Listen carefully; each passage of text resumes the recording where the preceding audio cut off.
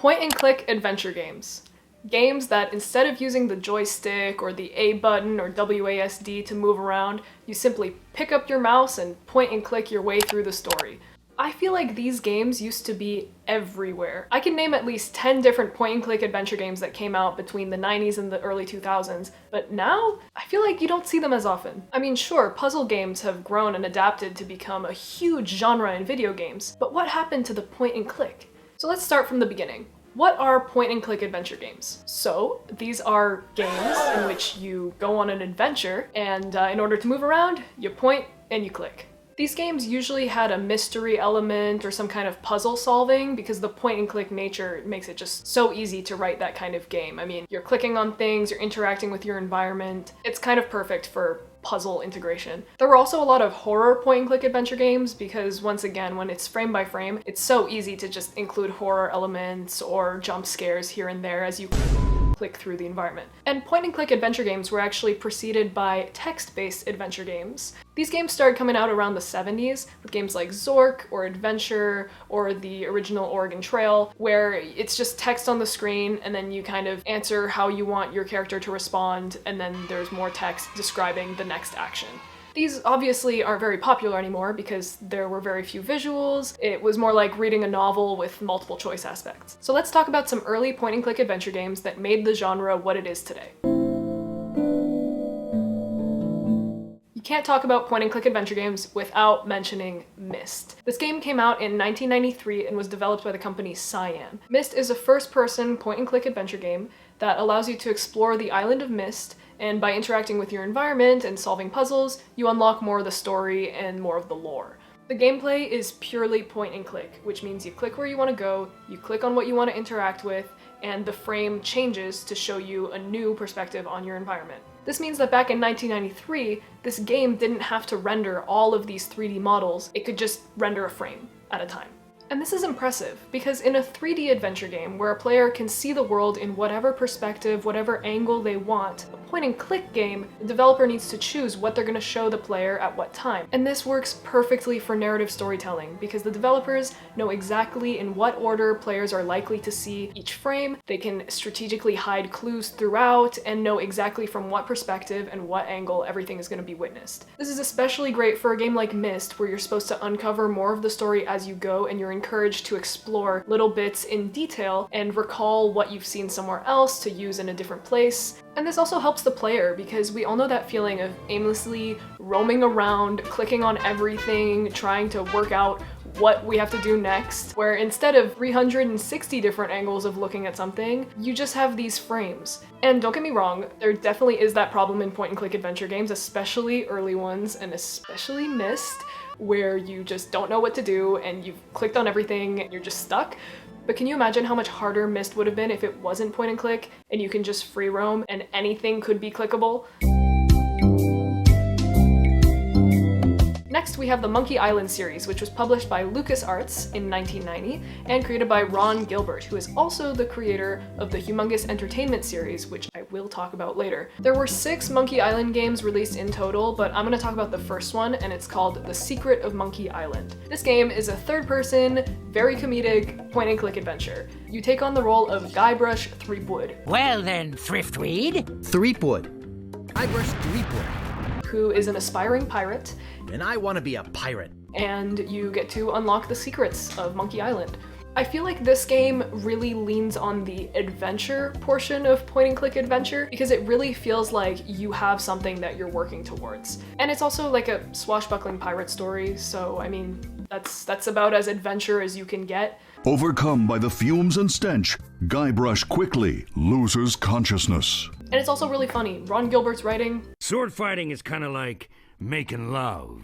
It's really funny. But wait, there's more. And so the way this game works is it's a third-person point-and-click. So you kind of click on the things you want to interact with, but you also have to select how you want to interact with each item, which gets a little bit tricky and complicated, but it's fine, it's valid. For the time, it was cool. And this series is less puzzle-based, I would say, and more like task-based. Like, oh, I need this thing to do that other thing, but I need to talk to this person first and figure out what they need so that I can do that thing with the object. And then you just kind of do that and follow the path of interactions until you reach the end of the game. And this also makes for some excellent storytelling because the dev can decide when they want you to unlock a certain portion of the game or like a certain environment, or what dialogue options are going to be available when and how those interact with the rest of the story. However, this also leaves a lot of room for players being stuck because it's not like, oh, here's this clear puzzle, solve it. It's more like, what do I do to progress the story? And if you're not reading all the dialogue or you're not clicking on everything, you might miss one simple little thing that is needed to progress the game, and it can just leave you feeling super frustrated. And you don't realize that the stupid nose on the totem pole is what's supposed to open the monkey head. Anyway, let's move on to Humongous Entertainment. As I mentioned earlier, Ron Gilbert is also responsible for a whopping 18 point-and-click adventure games aimed at kids, and these were all released under the name Humongous Entertainment. These games are creative, funny, and have artfully crafted plots that are simple for kids to understand, but also super interesting and immersive. These games were such a brilliant introduction for kids to not only video games and puzzle games, but just even how to use a mouse. Like, I remember sitting down at 4 years old, booting up Pajama Sam or Freddy Fish, and just clicking on shit till it worked. The main series released by Humongous Entertainment were Putt Putt, which was for the youngest age group, and then you graduated to Freddy Fish, and then Pajama Sam, and then last but not least, Spy Fox. What's amazing about these games is I feel like they made point-and-click adventure games that anyone could enjoy, and then designed it to be just a little bit simpler. I feel like so many games aimed at kids at that time were just like, oh, typing games, or like Reader Rabbit, or like Learn Math. But these games, you were learning things. I mean, they had all sorts of educational material put in there, but it felt like you were actually playing an adventure.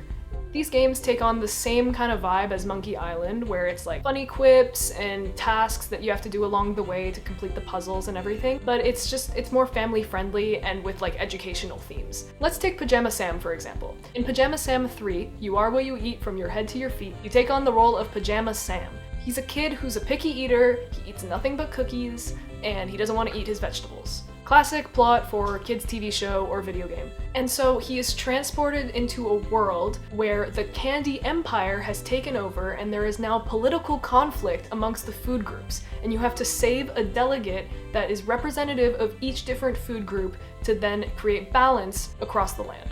That's a pretty heavy theme for a kids' game. Like politics and war. This means war! No, General, no! In a kids' game? But they're using the food groups to explore that theme, and I think that's awesome. And all the delegates are like different parts of the food pyramid. Like there's the broccoli for the vegetable, the apple for fruit, the bread for starch, the bean for protein, and the cheese for dairy, and then there's even a lollipop for the junk food. And if this isn't enough, the entire world is based around the human body. So there's like a section that's the valves of the heart. There's some soda cans jumping around in the stomach. There's a funny bone comedy club, a teeth ski mountain, and yes, this is the ass. Hey, are you in the union? There's 2 prunes unclogging a toilet to represent that fiber in prunes helps you shit. It's brilliant. It's genius. And so of course it makes so much sense that the point and click format would be perfect for an educational game like this because it's easy for kids to pick up. You just point and you click. And I just wish we had more kids content being released these days that was like this. I'm Florette. Are you a political prisoner too? Instead of Give me the ketchup or give me the elephant grill. whatever is going on in kids media these days. I don't want to know. Okay, so I wanted to talk about the mystery genre in point-and-click adventure games as a whole, but there are many detective games that are point-and-click from the time. Like, there's a Titanic point-and-click, there's a Sherlock Holmes point-and-click, but my favorite, and the one I know the most about, is the Nancy Drew series released by Her Interactive. So I will be using the Nancy Drew games as my main point of reference because I know the most about them, and I've played every single one many, many times. So since 1998, Her Interactive has been releasing these Nancy Drew first-person point-and-click adventure games, and they have released 34 of these games to date. Almost all of these games take on pretty much the exact same format. You play as Nancy Drew, who is called upon to solve a case in a haunted mansion, or a chalet in Alberta, or the pyramids in Egypt, or in 1930s Illinois. Just make like a Boy Scout and be prepared. Okay. There are almost always 4 suspects, and there are always a bunch of puzzles. And of course, there's always a mystery to be solved. I mean, it's either like a death, or theft, or a big scary monster, or a glowing horse that causes power outages.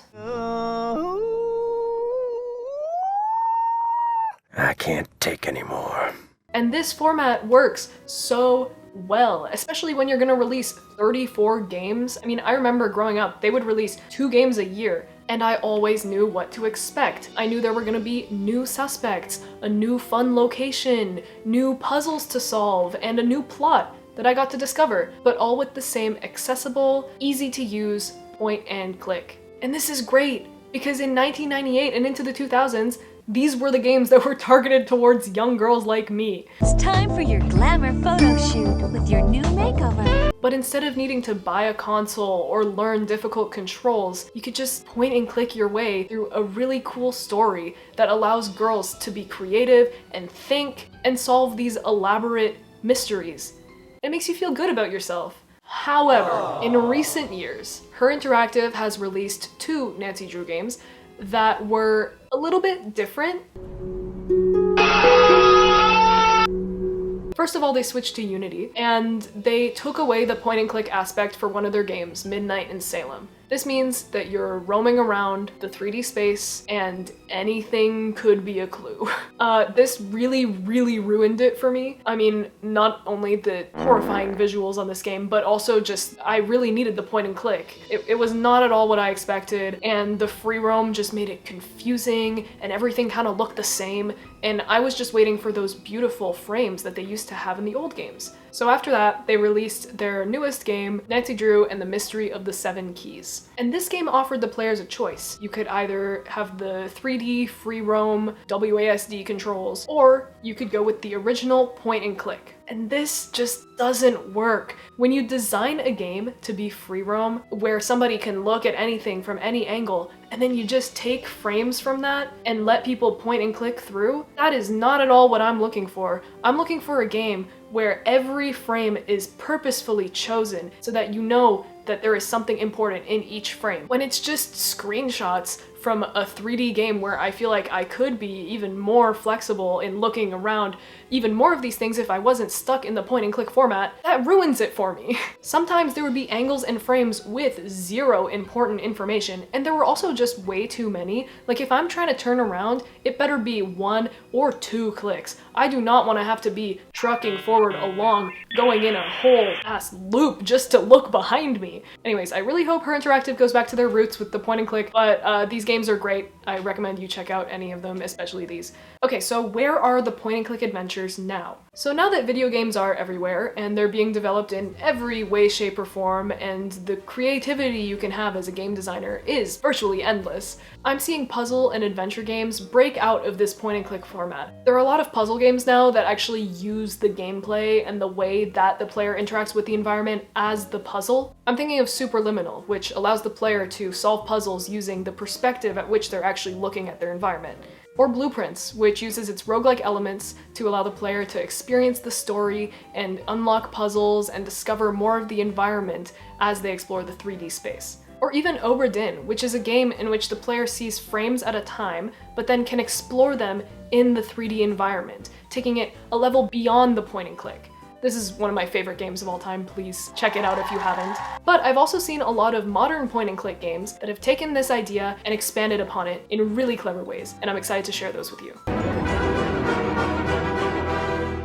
Detective Grimoire's Tangle Tower is a mystery point-and-click adventure game with some hilarious writing, great character design, and some really good voice acting. You go from room to room in this elaborate mansion, talking to suspects, uncovering clues, gathering hints. However, this game also implements a really interesting deduction mechanic where once you've gathered enough clues and information, it kind of gathers all that data, lets you reorganize it so that it's more clear, clues don't go missing, and then the plot progresses as you do more of these deductions. I think that's a really good solution to people being lost or stuck in the game. Return to Monkey Island. So this is the 6th installment in the Monkey Island series, and Ron Gilbert came back after all those years to produce it. And if you like the Monkey Island games, or honestly any of the Humongous Entertainment games, this is a really great love letter to all of his work. It is exactly what you would expect from a Monkey Island sequel, and it has this beautiful modernized art style and really funny dialogue. Highly recommend if you like those games. This was a really unexpected one. Night Manor from UFO 50. UFO 50 is a game that has 50 unique games that are all in sort of like NES style, and they were created by different developers. Night Manor is one of those 50 games. It took me a few hours to beat this game, and I was stuck at some parts, but never for too long, and with some friends' help I was able to figure it out. But this game, even though it was created so recently, really nails the vibe of 90s point-and-click adventure horror games. It creates such a vivid world with so few pixels, and I feel like it's even scarier because of it. Like, something about playing a game that came out so recently but looks so authentic and retro is really interesting. Like, it made me feel like I'd travel back in time to an era that I wasn't alive in, but I'm able to experience this kind of game for the first time again.